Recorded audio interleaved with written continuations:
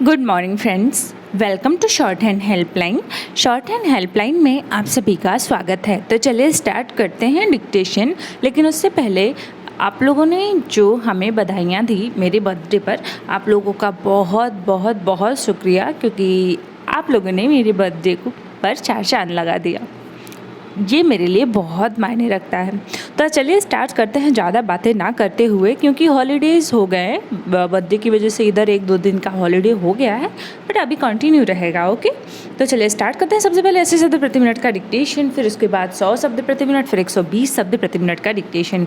ऐसे ही हमारे चैनल से जुड़े रहें और डेली डिक्टेशन की प्रैक्टिस, आउटलाइंस एंड अपनी स्टेनोग्राफी की तैयारी को घर पे रख कर जारी रख सकें। और अगर आपको सॉफ्टवेयर यानी प्रॉपर गाइडेंस की ज़रूरत है तो आप हमारे पेड बैच को ज्वाइन कर सकते हैं। ज्वाइन करने के लिए जस्ट आपको लिंक पे क्लिक करना है और आप हमें व्हाट्सएप पर हमें मैसेज कर पाएंगे और हम आपको डिटेल भेज पाएंगे। 80 शब्द प्रति मिनट डिक्टेशन स्टार्ट होगा 3 सेकेंड बाद।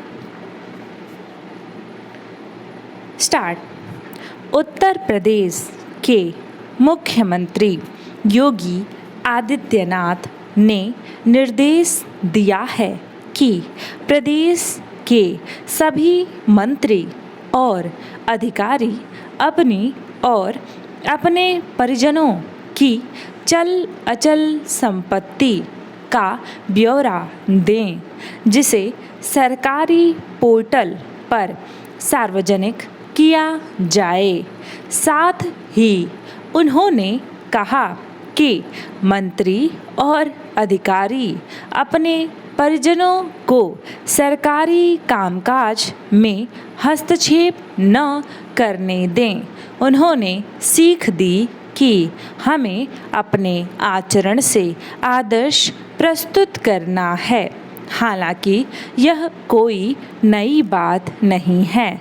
मंत्रियों और अधिकारियों को अपनी संपत्ति का ब्यौरा सार्वजनिक करने का बाकायदा नियम है। पैरा। इसके पहले भी सरकारें इस तरह की नसीहत अपने नेताओं और अधिकारियों को देती रही हैं। सरकारी पोर्टल पर इन लोगों की संपत्ति के ब्यौरे डाले भी जाते रहे हैं, मगर व्यवहार में इसके उलट ही नज़र आता है। छिपी बात नहीं है कि हर नेता की चल अचल संपत्ति में एक से दूसरे चुनाव तक पहुँचते पहुँचते कई गुना बढ़ोतरी हो जाती है। इसके प्रमाण खुद उन्हीं के चुनावी हलफनामे में मौजूद हैं। यही हाल अधिकारियों का है, मगर योगी आदित्यनाथ ने अगर इस प्रवृत्ति को समाप्त करने का विचार किया है तो यह केवल मंत्रियों, अफसरों के अपनी संपत्ति का स्वतः विवरण दर्ज कराने की सदिच्छा से नहीं होगा। पैरा। पिछले कार्यकाल में योगी सरकार के कई अफसरों पर भारी भ्रष्टाचार के आरोप लगे। कोरोना काल में दवाइयों और उपकरणों की खरीद में धांधली के आरोप लगे। अब भी कई विभागों के अफसर संदेह से परे नहीं हैं। ऐसे में मुख्यमंत्री ने इन आरोपों के निराकरण के मकसद से उनकी संपत्ति आदि के ब्यौरे दर्ज करने का निर्देश दिया होगा, मगर अधिकारियों और मंत्रियों के भ्रष्ट आचरण पर तब तक लगाम लगने का भरोसा पैदा नहीं होता जब तक कि उनसे आय से अधिक संपत्ति जमा करने को लेकर जवाब न मांगे जाए।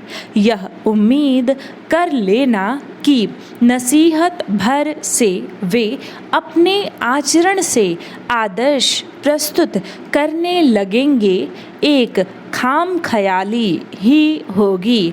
दरअसल भ्रष्ट आचरण एक प्रकार की आदत है।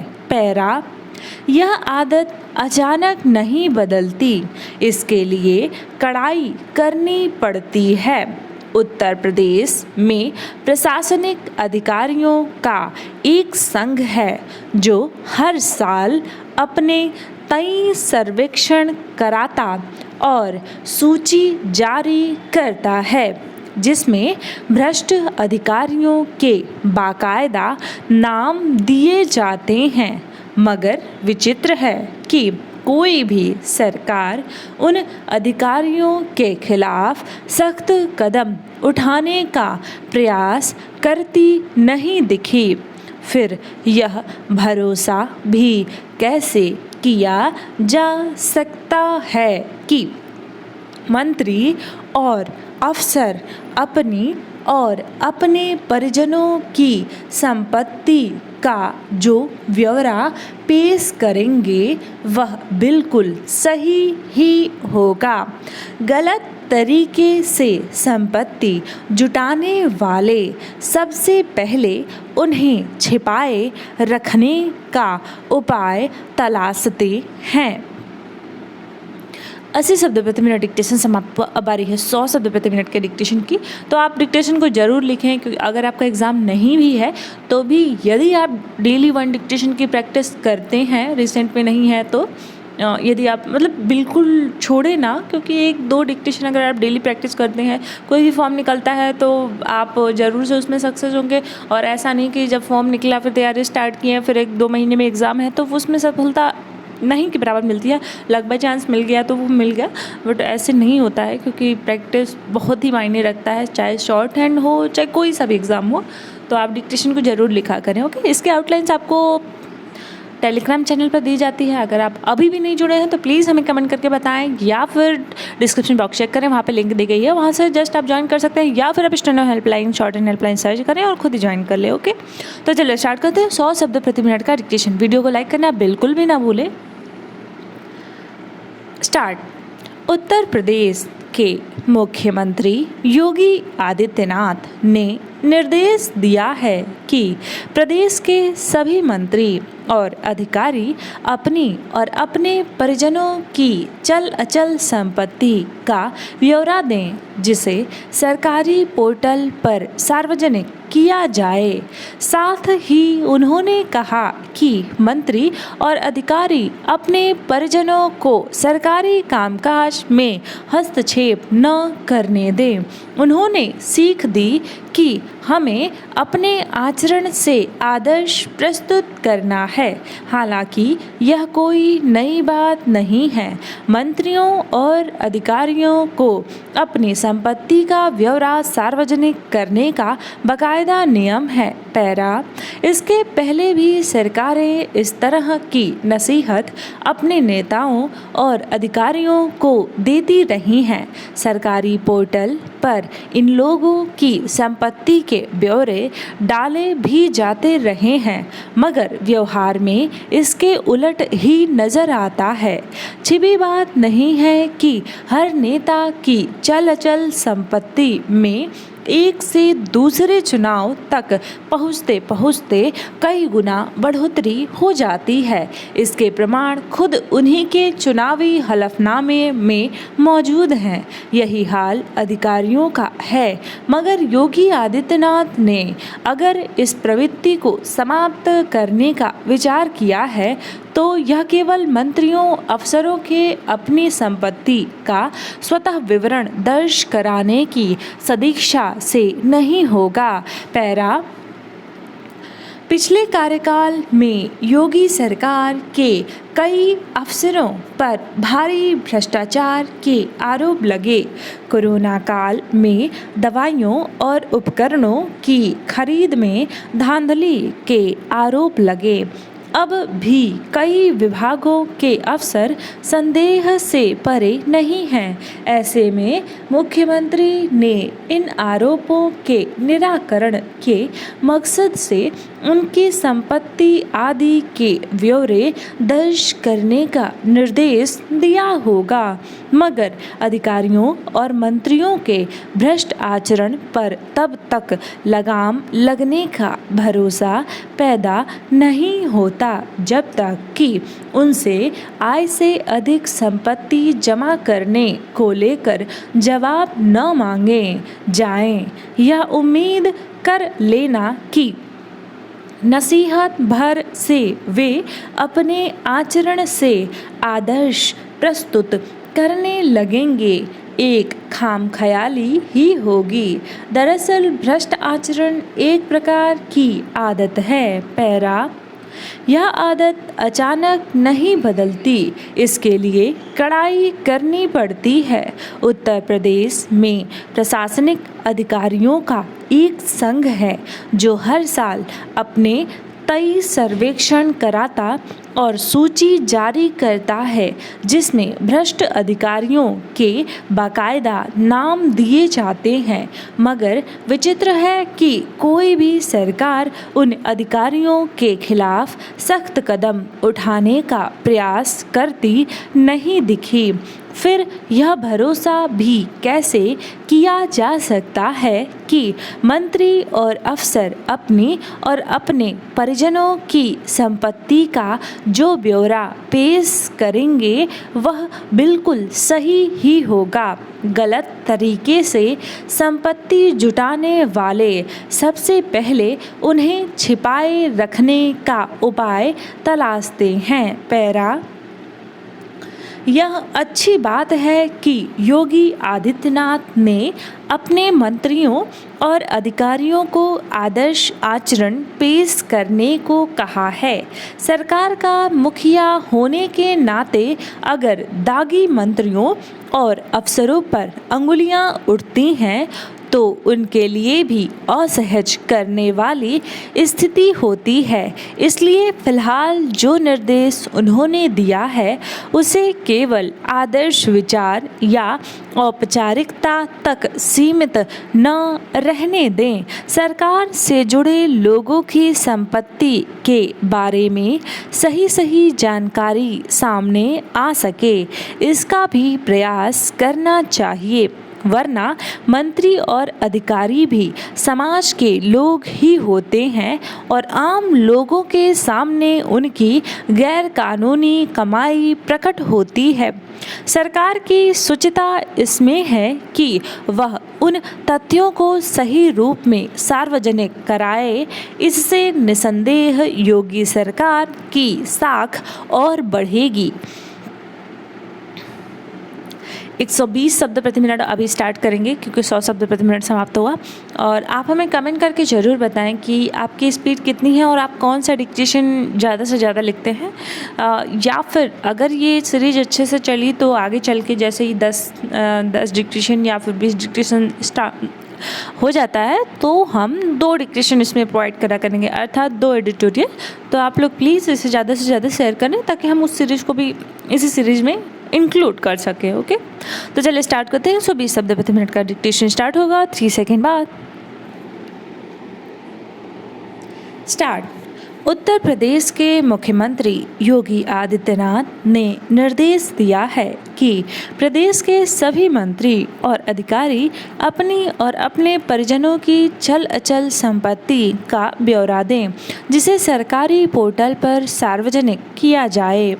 साथ ही उन्होंने कहा कि मंत्री और अधिकारी अपने परिजनों को सरकारी कामकाज में हस्तक्षेप न करने दें। उन्होंने सीख दी कि हमें अपने आचरण से आदर्श प्रस्तुत करना है। हालांकि यह कोई नई बात नहीं है। मंत्रियों और अधिकारियों को अपनी संपत्ति का ब्यौरा सार्वजनिक करने का बाकायदा नियम है। पैरा इसके पहले भी सरकारें इस तरह की नसीहत अपने नेताओं और अधिकारियों को देती रही हैं। सरकारी पोर्टल पर इन लोगों की संपत्ति के ब्यौरे डाले भी जाते रहे हैं, मगर व्यवहार में इसके उलट ही नजर आता है।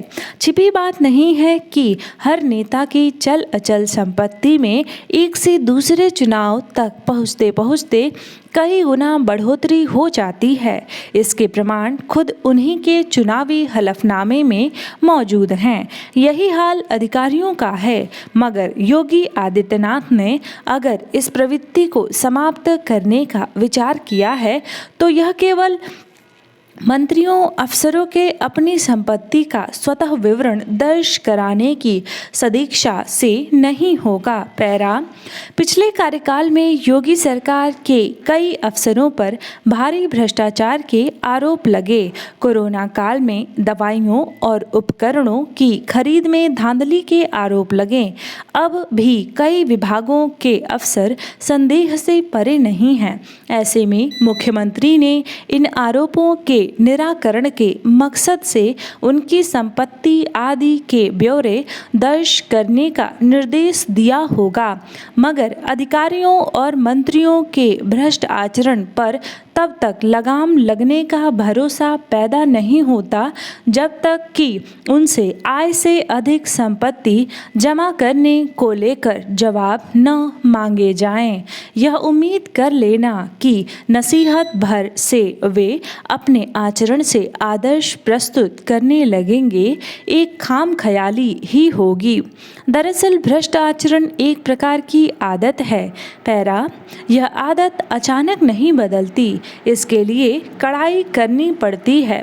उत्तर प्रदेश में प्रशासनिक अधिकारियों का एक संघ है जो हर साल अपने कई सर्वेक्षण कराता और सूची जारी करता है, जिसमें भ्रष्ट अधिकारियों के बाकायदा नाम दिए जाते हैं। मगर विचित्र है कि कोई भी सरकार उन अधिकारियों के खिलाफ सख्त कदम उठाने का प्रयास करती नहीं दिखी।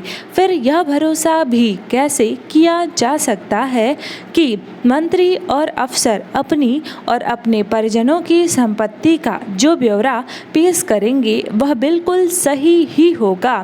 गलत तरीके से संपत्ति जुटाने वाले सबसे पहले उन्हें छिपाए रखने का उपाय तलाशते हैं। पैरा यह अच्छी बात है कि योगी आदित्यनाथ ने अपने मंत्रियों और अधिकारियों को आदर्श आचरण पेश करने को कहा है।